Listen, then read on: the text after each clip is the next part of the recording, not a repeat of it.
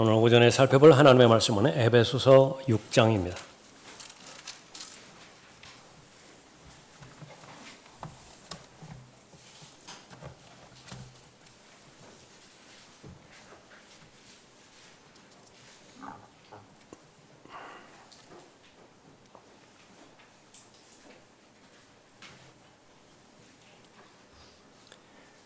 에베소서 6장 1절부터 4절까지 받들어 읽겠습니다.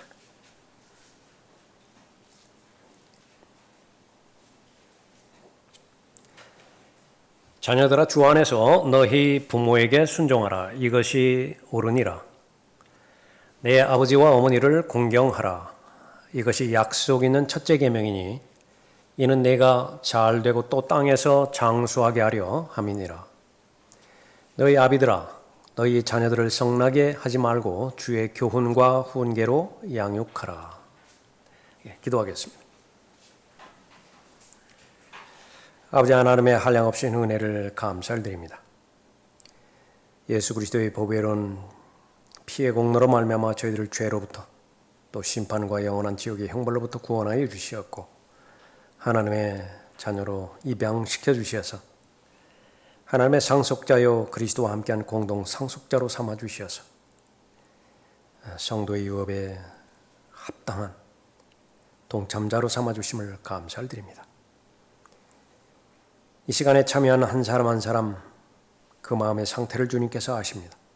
일일이 만나주시고 최상으로 만나주실 때에 그 마음의 간절한 염원들을 들어주시고 삶의 문제들을 해결해 주시며 더욱더 하나님을 사랑하는 귀한 하나님의 자녀들로 삼아주시기를 간구를 드립니다. 이 시간을 통해서 하나님께서 기뻐하여 주시고 또 하나님께서 영광 받아 주십시오. 하나님의 말씀이 선포되어지는 곳에는 반드시 마귀의 공격이 개입이 되어 있습니다. 마음을 분산시키고 또 의심을 넣어주고 또 이해되지 못하고 깨달은 말씀에 순종하지 못하도록 다양한 형태로 공격할 텐데 그 모든 공격들을 하나님의 은혜의 능력으로 막아주시고 잘 보호해 주셔서 말씀으로 인한 아름다운 백배의 결실의 열매 맺을 수 있도록 인도해 주시길 원합니다. 저를 주님으로 충만하게 채워주십시오. 주 예수 그리스도 이름으로 기도드렸습니다. 아멘.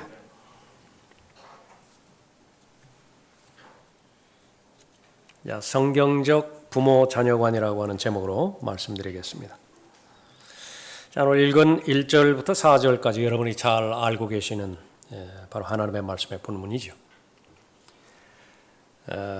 교회 다닌 지 어느 정도 다녔다고 한다면 모두가 다 잘 알고 있는 내용입니다.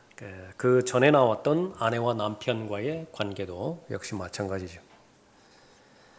그러나 이 본문을 가지고서 마귀가 얼마든지 공격할 수 있게 되어지는데 가장 강력한 마귀의 공격 가운데 하나는 인본주의 가운데 묶어두는 것입니다. 바로 그 방법은 문맥을 배제를 시켜서 한 구절 한 구절만 그렇게 눈에 띄게 만드는 것이죠. 본문이 계속 전개되어지는 과정은 바로 하나님의 뜻대로 사는 삶을 하나님께서 강조하셨는데 그것은 바로 성령으로 충만한 삶이라 말씀하십니다. 내 인간적인 능력과 인간적인 노력에는 한계가 있다라고 거듭거듭 말씀하시죠. 옛사람과 새사람의 교리를 말씀하신 까닭이 거기 있습니다. 그러나 한계는 무엇입니까? 여전히 믿은 지 오래되었음에도 불구하고 믿음 없는 영역이 계속 발견되는 것인데 내 안에 새사람과 옛사람이 공존하고 있다라고 하는 사실을 믿지 않으려 하는 것입니다. 나는 나 자신이라고 하나뿐이라고 그렇게 생각하게 만드는 거예요. 그 부분으로 인해서 많은 실패가 있습니다. 옛사람에 대해서는 반드시 부인해야 되고요. 새 사람에 대해서는 믿음으로 의의 도구로 하나님께 드려야 됩니다. 그러면 성경에서 약속하신 승리의 삶을 살 수 있습니다. 영적인 영역 가운데서 어느 것 하나라도 자신이 죽지 않고 다시 말하면 위기를 극복하지 않고 영적인 영역에서 하나님의 약속의 말씀의 열매를 맺을 수 있는 것은 없습니다. 그것이 하나님의 말씀이라고 한다면 그런 것이죠. 이어지는 이 6장 마지막 부분은 이제 여러분이 잘 알고 계시는 영적 전쟁에 관련된 부분입니다. 영적 전쟁이라고 하는 것은 바로 나 혼자 있을 때에 일어나는 것이 아니라 사람들과의 관계 가운데서 하나님의 편에 속할 것이냐 마귀 편에 속할 것이냐를 결정짓는 것을 말하는 것인데, 그것은 관계 가운데서 이루어지고 있습니다.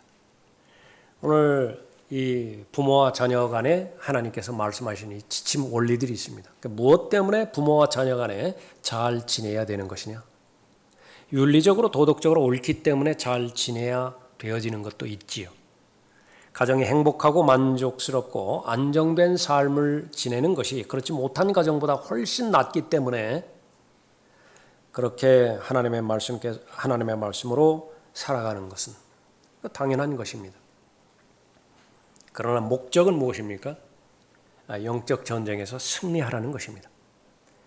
거의 대부분의 영적 전쟁에서 패배하는 것은 바로 가정에서의 삶에서의 패배가 거의 대부분을 차지합니다. 그렇기 때문에 가장 중요한 아내와 남편과의 관계뿐만 아니라 부모와 자녀와의 관계, 더 나아가서는 이제 세상에서 만나게 되는 다양한 만남들이 있죠. 그 당시에 로마 시대 때는 노예가 있었고 주인이 있었기에 주인과 노예와의 관계도 있고요.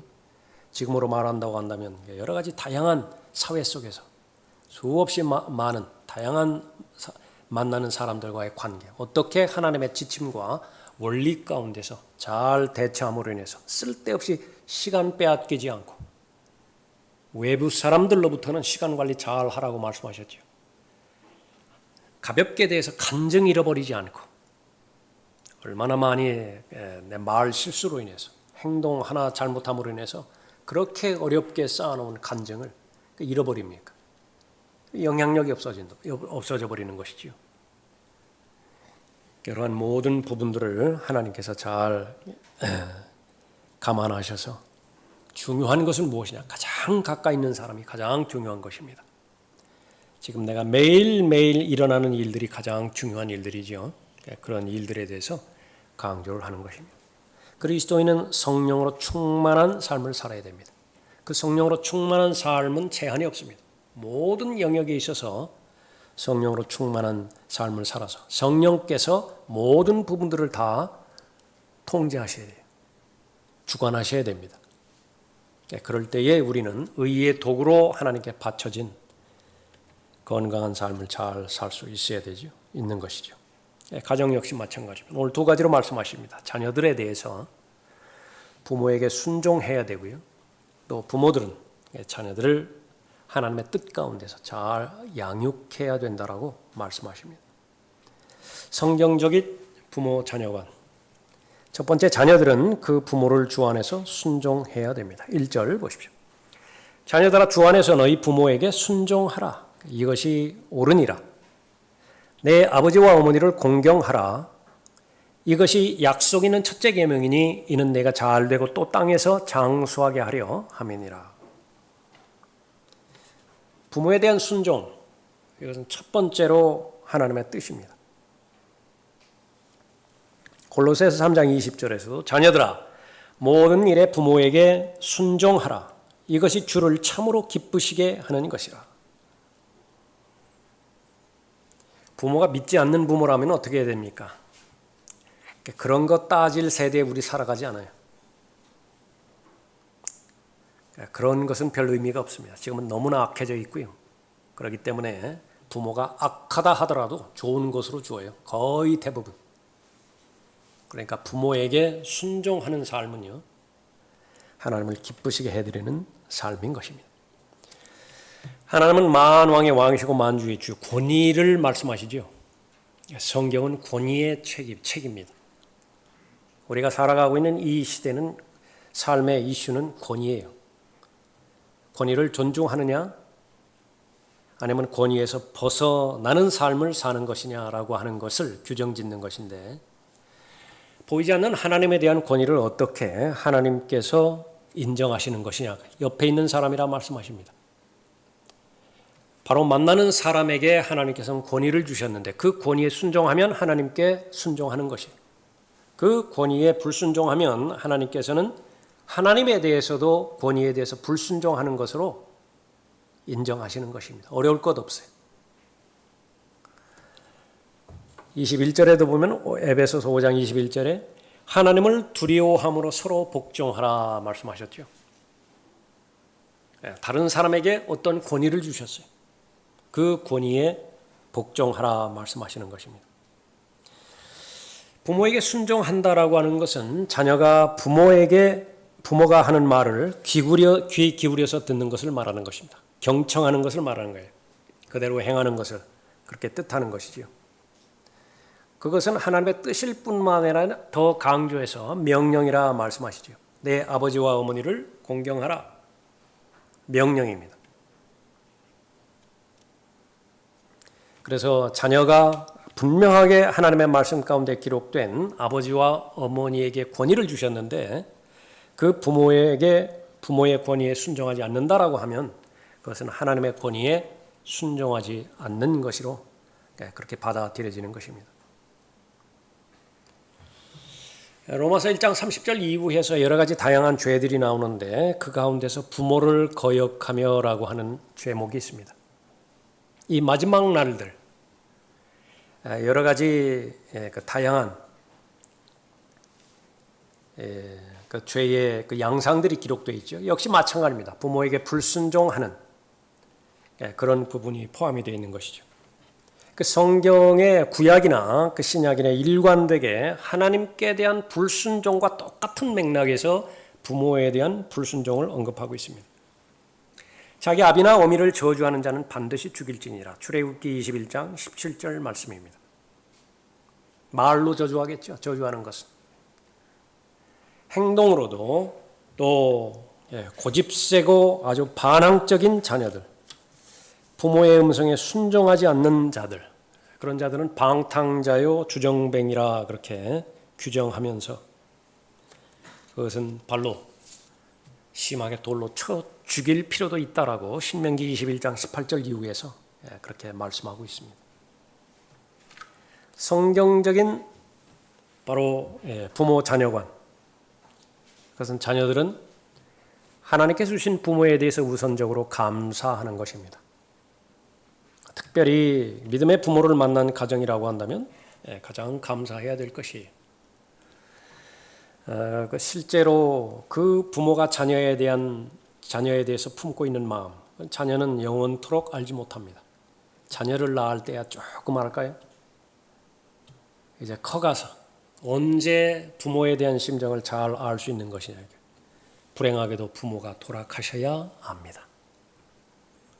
보편적인 진리예요. 부모가 돌아가기 전까지는요, 잘 모릅니다. 저에게는 개인적으로 어머니가 계속해서 생각나기도 합니다. 어머니의 기도에 살아 계셨더라면 이 부분도 기도하셨을 텐데, 살아 계셨더라면 이 부분도 기도하시고 기도 응답에 대해서 그렇게 기뻐하셨을 텐데, 부모에 대한 순종, 그것은 하나님께서 보장하시는 복이에요.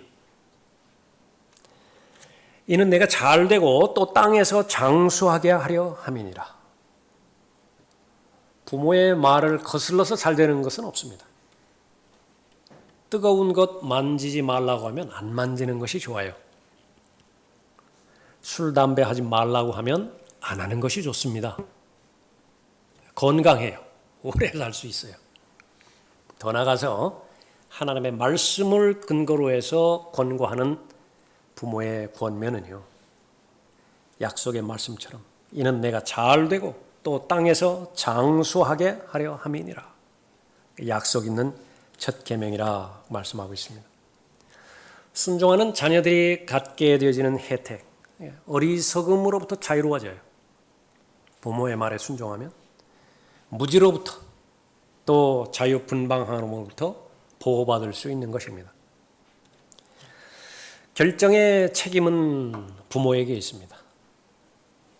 자녀에게는 순종해야 되는 책임이 있어요. 계속해서 권위에 관해서 말씀하시면서 목자와 양과의 관계도 말씀하시죠. 목자는 목자로서 책임과 의무를 다해야 됩니다. 하나님께서 맡겨주신 양무리를 이 베드로에게 예수님께서 맡겨주셨죠. 먹이라고. 베드로가 감당해야 될 책임은 무엇입니까? 죽음이 임박한 순간까지도 베드로는 그 예수님의 말씀을 마음에 새기고 기억나게 하겠노라, 기억나게 하겠노라, 기억나게 하겠노라 먹인 거예요. 그 임무에서 벗어나지 않았습니다. 양의 책임은 무엇입니까? 목자의 음성을 들어야 돼요. 목자의 음성에 경청하고 그 말씀이 바로 하나님의 말씀의 근거에서 선포된 말씀이라고 한다면 그 개인을 보지 않고 그 위에 계신 목자장 하나님을 보시고 하나님을 보고 순종해야 되죠. 아름다운 관계인 것입니다. 남편과 아내와의 관계도 마찬가지죠. 마귀는 가정을 파괴시키기 위해서 남편의 권위를 빼앗아 가는 데에 목적이 있습니다. 그 권위만 제거하면 가정은 힘이 없어요. 그런데도 행복하게 사는 가정인데요.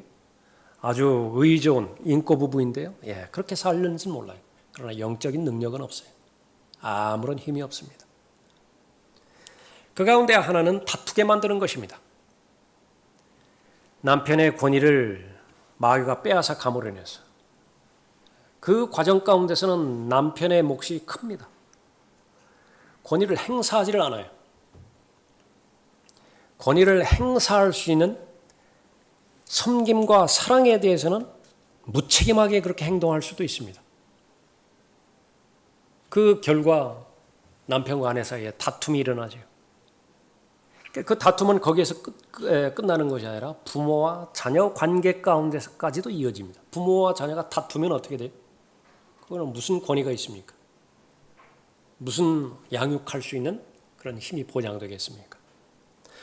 부모의 잘못은 부모의 잘못에 대해서 하나님께서 물으실 것이고요. 그러나 자녀에게도 반드시 물을 것입니다. 우리의 목표는 그리스도의 심판석이죠. 그리스도의 심판석이 없다고 한다면요, 사실 정직하게 이야기해서 그냥 되는 대로 살아도 될 것 같아요. 인생 뭐 별것 있습니까? 별것 있어요? 돌아가도 보면 50년 훌쩍이잖아요. 60년 훌쩍이고요. 70년, 80년 때는 속도가 더 빠르다고 하죠. 뭐 있어요?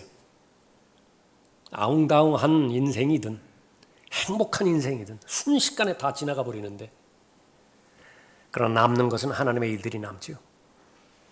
우리는 청지기예요. 부모도 청지기이고 자녀도 청지기입니다. 남편도 청지기이고 아내도 청지기예요. 그것을 하나님으로부터 부여받았다라고 한다면 반드시 결산할 것을 미리 하나님께서는 말씀해 주셨죠. 그 가운데서 내가 감당해야 되는 책임 무엇인가? 내가 자녀라고 한다면 부모에 대해서는 순종해야 되는 것입니다. 결혼함으로 인해서 독립된 가정으로 부모로부터 독립이 되어지죠. 대등하게 되어지는 것입니다. 독립된 가정. 그러나 부모와 자녀와의 관계는 계속됩니다. 나이가 50이 되고 60이 됐다 해도 부모님이 살아 계신다고 한다면 하나님의 말씀에 따라서 부모에 순종하고 부모를 존경하고 공경하고 돌봐드려야 되는 것이죠. 이 부분들이 제일 우선적인 것이, 이 가장 우선적인 부분들을 등한시하고서 다음 것을 행할 때에 그것은 확신의 결여를 가져오고 또 믿음의 부재를 가져오게 되어지는 것입니다. 자녀들은 그 부모를 주 안에서 순종해야 됩니다. 두 번째로 부모는 자녀를 주님 뜻 가운데서 양육해야 돼요. 4절 보십시오. 너희 아비들아, 너희 자녀들을 성나게 하지 말고 주의 교훈과 훈계로 양육하라.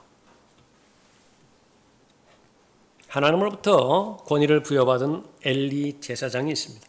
사무엘상 2장에 기록된 제사장이죠.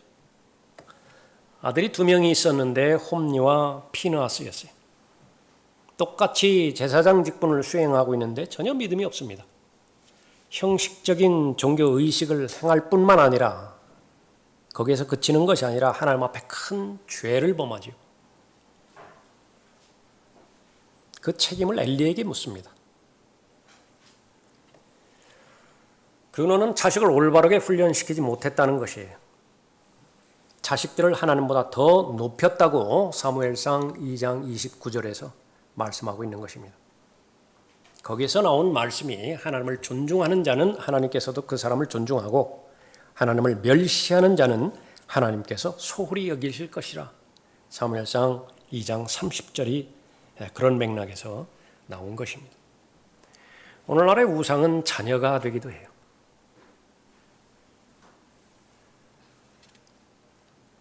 엘리는 장성한 자기 아들들에게 죄를 지으면 안 된다고 말을 했지만은 그 말을 듣지 않습니다. 이미 늦어버렸기 때문에 그래요. 이제는 더 이상 아버지의 말이 영향력을 잃어버렸기 때문에 그런 것입니다. 여기서 또 하나 우리가 귀히 살펴봐야 되는 것은 자신의 역할을 잘 감당을 했는데 마귀는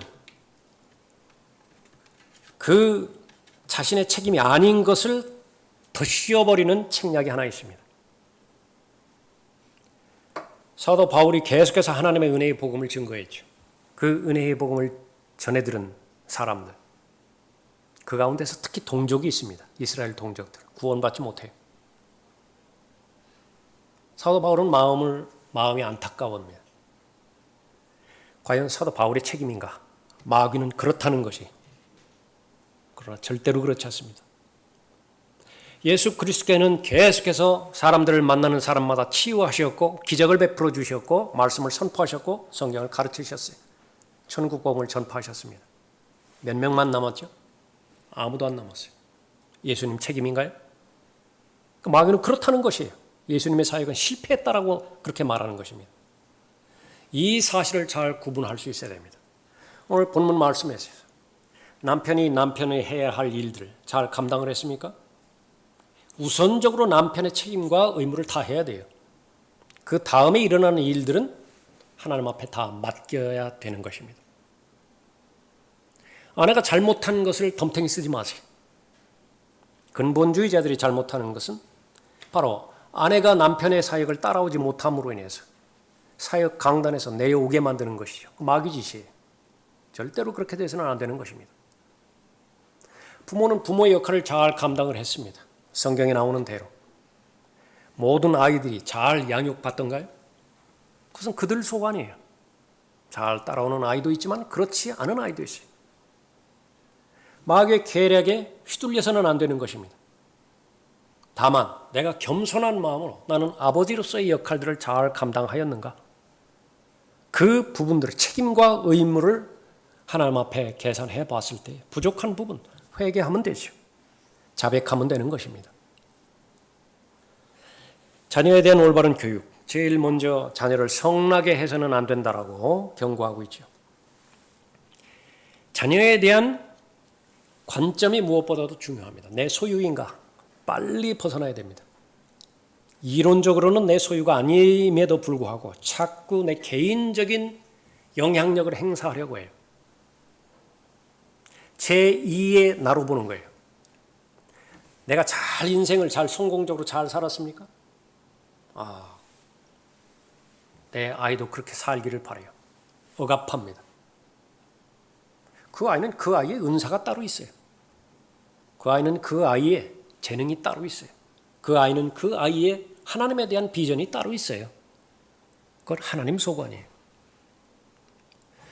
내가 인생의 목적을 두고서 진행을 했는데 실패를 했어요. 내가 아쉽습니다. 그걸 대리만족시키려고 자식에 대해서 안달복달 계속해서 강행하고 있습니까? 소유예요. 자녀들은 하나님께서 주신 유업입니다. 보상이에요. 보라, 자녀들은 주의 유업이요 태의 열매는 그의 보상이로다. 하나님께서 자녀들을 맡겨주신 청지기 직분을 내가 다시 한번 기억해야 됩니다. 청지기의 자세는 돈에만 관련된 것이 아니에요. 엄밀하게 보면 아내도 맡겨주셨고요. 또 자식도 맡겨주신 것입니다. 하나님께서 귀히 여기시는 자녀인데 그 자녀를 어느 가정에 맡길 것인가 하나님께서 유심히 살펴보다가 아주 적합한 가정을 하나 발견을 하신 거예요. 그것이 여러분의 가정이에요. 지어낸 얘기가 아닙니다. 억지로 그렇게 가상해서 꾸미는 얘기가 아니에요. 하나님의 모든 일들에는 우연이 없다면서요. 하물며 자녀가 탄생하고 그 자녀를 청지기로 주신 것에 대해서 어떻게 우연으로 연결지을 수 있겠습니까? 하나님께서 귀 쓰실 때까지 도와달라고, 훈련시켜달라고, 내가 가장 적합하게 양육할 수 있을 것이라고 신뢰하기 때문에 내 가정에 맡긴다고 말씀하신 것이거든요. 자녀를 주신 것에 대해서 우선적으로 하나님께 감사를 드리는 것입니다. 하나님으로부터 쓰임을 받기 위한 목적을 가지고 하나님 앞에 나아가야 되는 것이죠. 아비들아 너희 자녀를 성나게 하지 말라. 이는 그들이 낙심하지 않게 하려는 것이라. 골로새서 3장 21절 말씀입니다. 왜 성나게 하면 안 되는 것이냐? 자녀가 자신의 삶을 살아가지 못해요. 극단으로 치우치게 되는데 분노로 가득 차가지고서 사회생활을 하지 못하는 경우도 있고요. 분노 조절을 못해요. 또 하나의 극단은요. 시도조차 못해요. 너무 소극적이 되고 너무 두려워하고 낙담해버렸어요. 특히 하나님의 일과 관련돼서는요. 마귀가 쓰는 제일 첫 번째 전략이 낙심하게 만드는 것인데 그 믿음의 영웅 엘리야 같은 사람들이 한번 낙심하게 빠뜨려 버리니까 죽고 싶잖아요. 자살하고 싶다. 부모는 미성숙된 상태에서 자녀를 양육하기 시작합니다. 완전한 부모가 자녀를 양육하지 않아요. 충분히 성숙한 다음에 자녀를 양육한다라고 한다면 그보다 더 바람직스러운 것이 없겠죠. 그러나 부모도 배워가는 거예요. 부모도 성숙해 가는 것입니다. 부모가 실수할 때 어떻게 되죠? 부모가 잘못할 때 어떻게 되죠? 그것은 시인하는 것입니다. 아내에게 잘못했습니까? 권위를 찾아와야 돼요. 그러면 그 시인하는 것 외에는 없습니다. 고백하는 거예요. 내가 잘못했다고. 그런데 거꾸로 생각합니다. 내가 약한 모습 보이면 권위를 잃어버릴 것이라고. 그러나 하나님의 말씀 가운데서는 그것이 아니에요. 능력이 있는 부모도 있고 지혜가 많은 부모도 있고 그래서 자녀를 다른 사람보다 더 잘 양육하는 부모도 있을 것 같습니다. 그러나 나는 그런 것이 다 없습니다. 괜찮아요. 하나만 있으면 됩니다. 내 잘못을 자녀 앞에서 시인할 수 있으면 돼요. 우리 부모 되시는 우리 형제님들, 자매님들, 우리 자녀들 앞에서 몇 번 그렇게 잘못을 시인한 적 있습니까? 과제는 똑같은 일로 반복되지 않도록 노력하면 되는 것이지요. 권위를, 하나님께서 주신 권위를 지키는 길인 것입니다. 자녀가 뻔히 아는데도 아버지가 잘못했어요. 그런데도 사과하지 않아요. 이건 다른 모든 인간 관계에서도 마찬가지입니다. 특히 그리스도인의 관계에 있어서는 온유한 영으로 사람들을 바라봐야 되기 때문에 그것이 혹시 내가 동기가 돼서 내가 동기 부여를 하지 않았는가? 그것을 늘 점검하는 사람이죠. 그것이 상대방이 9을 잘못했고 내가 하나를 잘못했다 하더라도 하나 잘못한 부분에 대해서는 자백하고 시인해야 돼요. 그래야 하나님께서는 그 권위를, 관계를 회복시켜 주시는 것이에요. 안 한다고요. 특히 부모 자녀 간에 그 부분을 안 한다고 한다면 자녀는 쌓입니다. 자녀가 무슨 힘이 있어요? 무슨 어디서 뭐 돈이 생겨요? 다 부모로부터 얻는 것인데 할 수 없이 꾹꾹 참아가는 거예요. 나중에 폭발이 되어질 뿐인 것입니다. 자녀에 대한 훈육의 책임, 그것은 부모라고 하는 사실을 우리가 명심해야 됩니다. 순종하지 않는 아이들의 경우 그 근원이 어디에서 많이 나오는 것이냐? 남편과 아내와의 관계에서 많이 나온다라고 하는 통계예요. 사실이기도 합니다. 자녀는 보는 것만 믿기 때문에 엄마, 아빠가 무슨 말을 하고 무슨 행동을 하는 것인지 그것만 자신의 그 행동으로 삼죠. 근데 엄마가 아버지를 계속 반대를 해요. 더 나아가서 무시를 합니다. 그 아이가 그것을 계속 봐요. 그 가정의 권위는 남편에게 속해 있는 것인데 아내가 계속 남편의 권위를 손상시키는 짓을 하고 있어요.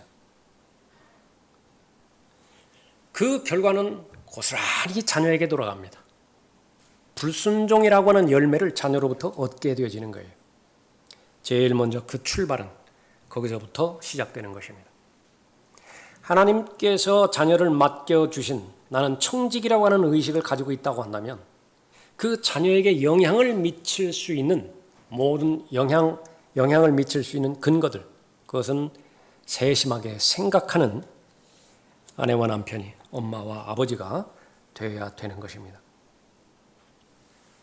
남편이 자기 아내로부터 권위가 손상되는 것을 원치 않는 것이죠. 남편 역시 아이들 앞에서 아내의 권위를 손상시키지 말아야 됩니다. 특히 우리나라의 위험스러운 것은 이 성경적인 권위와 유교적인 가부장적인 전통, 이것을 구분하지 못함으로 인해서 실제로 많은 마귀의 공격에 노출되기도 합니다. 이것은 경험이기도 하고 이것은 사실이기도 하고 또 하나님의 말씀의 원리이기도 하죠. 더욱더 자녀 양육을 위해서 가장 세심하게 시간을 투여해야 되는 것은 말씀이에요. 말씀에서 아내와 남편과의 관계에 대해서 무엇을 강조했는가, 그것이 고스란히 자녀들에게도 영향이 돌아가기 때문에 그런 것이죠. 규칙을 세우고 모범을 보이지 않는다라고 한다면 자녀는 언젠가는 화를 내게 되어 있습니다. 반드시 규칙을 가지고 자녀를 훈육해야 됩니다. 양육해야 돼요. 교육해야 되어지는 것입니다. 이 규칙을 세운 데 있어서 너무나 많은 규칙이 있다. 질리게 만들어요. 규칙 자체가 전혀 없다. 방종하게 만드는 것입니다. 지혜가 필요하죠. 여러분은 여러분의 자녀를 기도 가운데서 잘 살펴봤을 때 그 가운데서 하나님께 주시는 은사는 무엇인가? 장점은 무엇인가? 어떤 부분에 약한 부분인가? 유심히 살피는 것이에요. 기도하면서. 공부에 소질이 있는 것인가? 적극적으로 지원하세요. 잘하는 것입니다. 공부에 별 소질이 없어요? 그거 가지고 승부하려고 하지 마세요. 계속 영수국에 매달리게 하지 말라고 말이죠.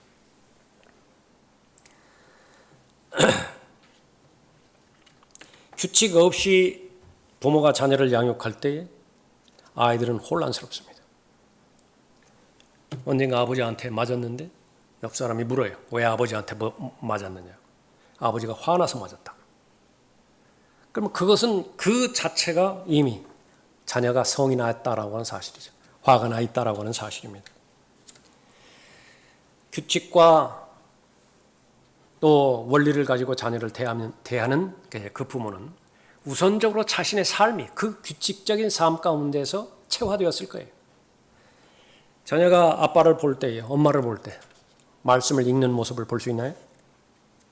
기도하는 모습과 또 예배를 준비해서 정기적으로 하나님 앞에 경배드리는 모습들, 또 다른 사람들과의 관계 가운데서 예의를 지킴으로 인해서 다른 사람들로부터 존중받는 그런 모습들을 자녀들이 볼 수 있는 것인가?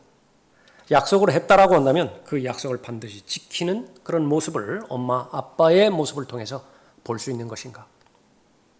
잘 양육하는 것입니다.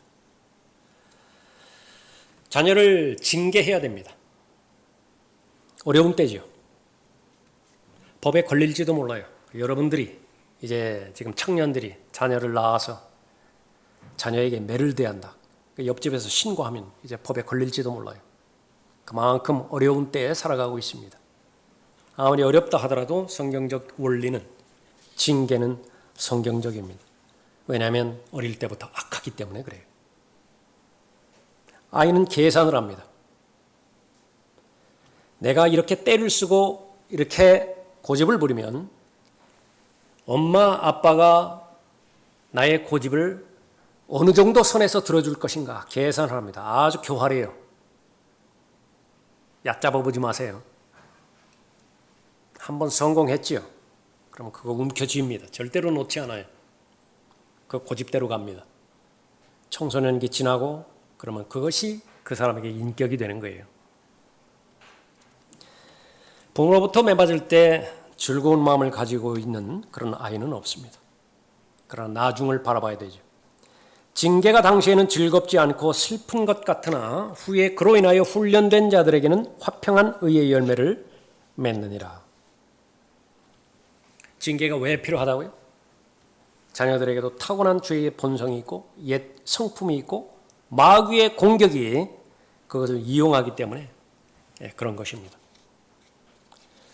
말씀의 원리와 원칙 가운데서 잘 양육을 하지만은요, 분명하게 이 징계에 대한 원칙을 세우는 것도 필수적입니다. 이번에는 용서하지만은 다음번에 똑같은 일로 반복이 되었을 때는 반드시 매를 맺을 것이다. 물어보시라고요. 몇 대 정도 맞으면 되겠느냐고. 본인이 객관적으로 답을 내놓을 거예요. 부모가 잊지 마세요. 그렇게 맞기로 했는데 나중에 잊어버리지 마시라고. 꼭 기억했다가 그대로 하세요. 화가 난 상태에서 매질을 드리는 것은 어리석은 짓입니다. 제 경우로 한번 예를 들자면 큰 아이를 매를 한번 들었을 때는요, 온 방을 방방방방 뛰어다닙니다. 한 번 맞았는데 다섯 대까지 맞아야 돼요. 그래도 속으로는 웃음 참느라고. 두 번째 아이는 한 번 맞으면은요, 좀 아파해야 좀 봐줄만 할 때네. 하늘만 쳐다보고 눈만 꿈뻑꿈뻑거립니다. 다 맞아내요. 근데 제 기억으로는 다들 한 번씩만 맞았어요. 징계. 그것은 바로 하나님의 말씀 안에서 자녀를 양육할 수 있는 계기가 되어지는 것입니다. 하나님을 두려워하는 것이 지혜의 첫걸음이듯이 모든 자녀는 아버지에 대한 두려움을 가지고 있어야 돼요.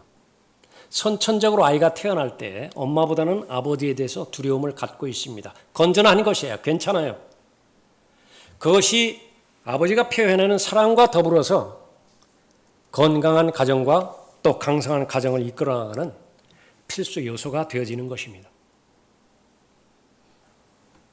자녀를 그 다음으로부터는 가장 중요한 말씀으로 양육을 해야 되겠죠. 자녀가 부모에게 순종하기를 거부할 때에 제일 우선적으로는 말씀을 펴서 왜 순종해야 되는 것인가? 말씀대로 훈계하고 가르쳐 주어야 되는 것입니다. 말씀에 따라서 교육받고 훈련받는 아이가 얻은 가장 귀한 교훈은, 가장 귀한 자산은 절대로 아버지의 권위를 우습게 여기지 않는 거예요. 우리가 사는 이 세상은 타락한 세상이기 때문에 보호받아야 될 영역들이 많습니다. 죄를 무서워하지 않는다라고 한다면 그 죄의 노예가 돼요. 시험과 유혹에 대해서 두려워하지 않는다고 한다면 늘 시험 가운데서 쩔쩔맵니다. 마약에 대해서 두려워하는 편이 훨씬 낫고요. 알코올과 니코틴에 대해서 두려워하는 편이 그렇지 않은 것보다 훨씬 더 나아요.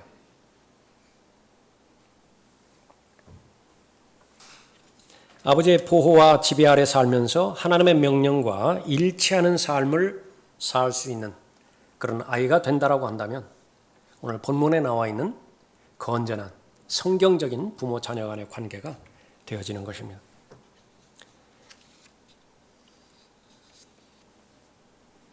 그렇게 자란 아이, 다른 사람들과의 관계가 이제 형성이 되겠죠. 학교 가면 선생님과의 관계가 있고, 교회 가면 목사님과의 관계가 있고, 또 친구들과의 관계가 있고, 자신보다 높은 권위자들에 대한 그런 관계가 있지요. 그 아이의 특징은 무례하지 않아요. 안전하게 잘 보호받는 것이라고. 어린 아이 때에 매를 들고 간섭하는 것은요, 내 소중한 아이가 다른 사람들로부터 간섭받기를 원치 않기 때문에 그래요.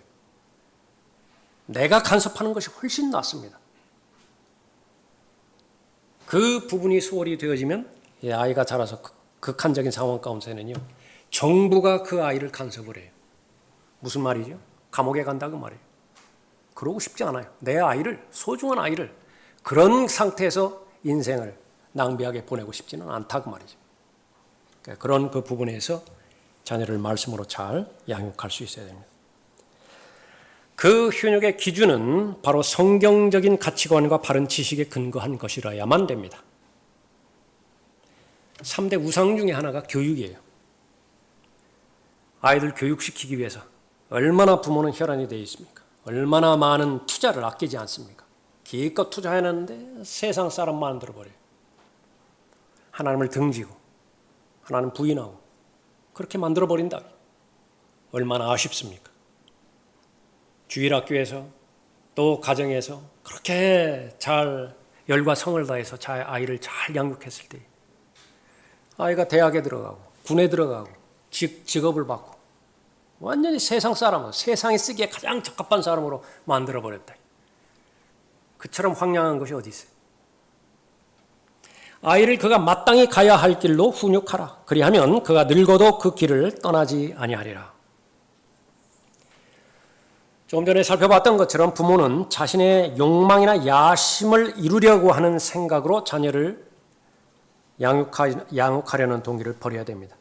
세상적으로 자녀를 출세시키기 위해서 아이를 양육하려고 하는 동기를 버려야 되는 것입니다. 그것은 마땅히 가야 할 길이 아니에요. 아무리 지금 현재의 눈에 보기에는 올바른 길이라 하더라도요. 그 끝은 죽음이에요. 그 끝은 사망이라고요. 모든 사람은 하나님을 만나게 되어 있습니다. 거듭난 하나님의 자녀라고 한다면 바로 그리스도의 심판석에서 주 예수 그리스도를 만나게 되어 있죠. 그 가운데서 하나님께서 부여해 주셨던 시간 다 결산할 것이라고요. 기회들 다 결산할 것이라고요. 남편이 어려운 때는요. 아내가 다른 사람들 앞에서 아주 초췌하게 될 때죠. 남편이 돈이 있어야 되죠. 돈이 있어야 뭐 옷을 사주든지 뭐 좋은 걸 사주든지 해가지고 다른 사람한테 손깍질 당하지 않게 해야 되는데 그럴 때 남편의 심정이 어떻겠어요? 자녀 역시 마찬가지입니다. 교육시킬 근거가 되지 않아서 아주 자녀가 힘들게 살아간다. 다른 세상과 보폭을 맞추지 못하고 얼마나 아버지의 마음이 엄마의 마음이 힘들어요.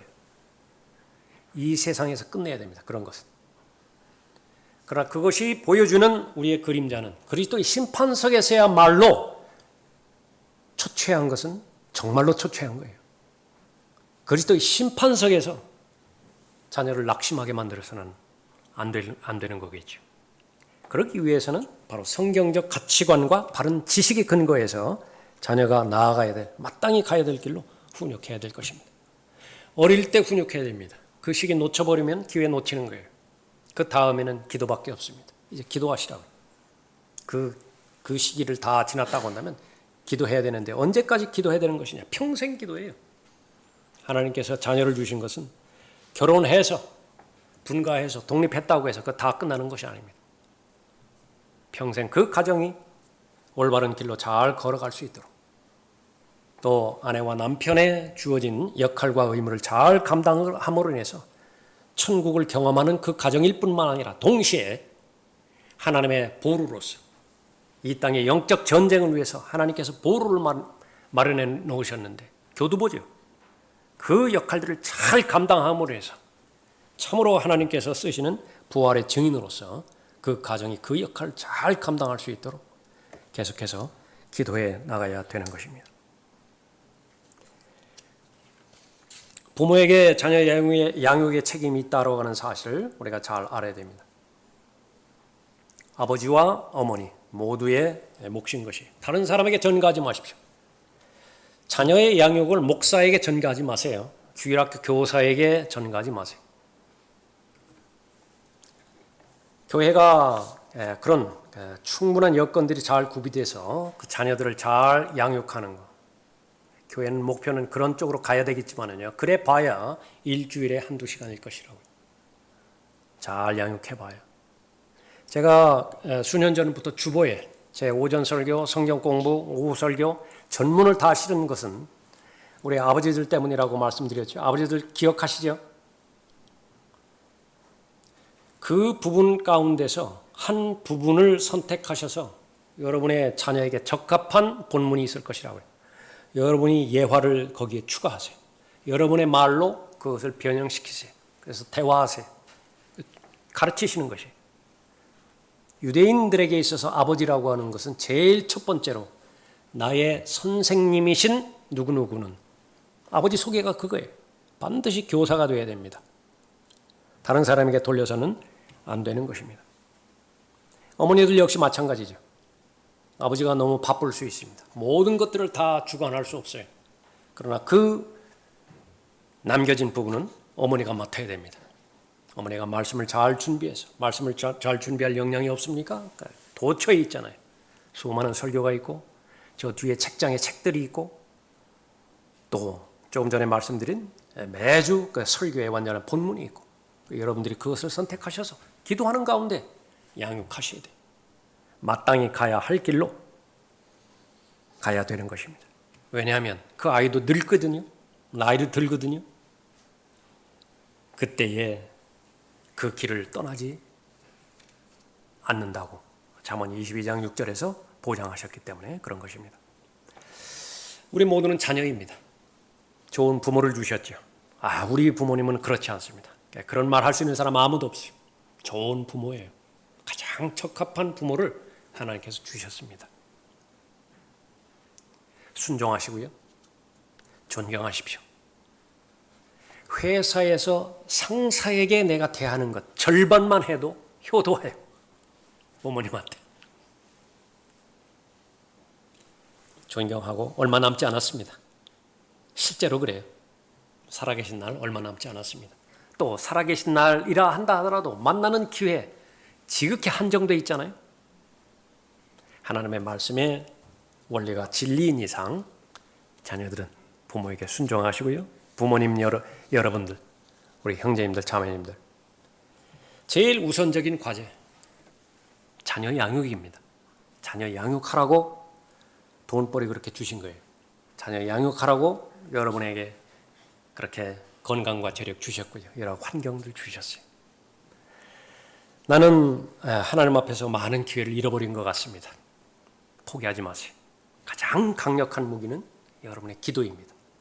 여러분의 염원이 계속해서 자녀를 위해서 기도하시고 하나님으로부터 쓰임받는 자녀가 될 수 있도록 기도하십시오. 하나님을 기쁘시게 해드리는 일입니다. 순종은 옳은 일이고 주님을 참으로 기쁘시게 하는 일들이에요. 마찬가지로 자녀를 양육하고 또 자녀를 돌보는 일, 그 어떤 세상에서 일어나는 일보다 가장 가치 있는 일이고 가장 의미 있는 일인 것입니다. 기도하겠습니다.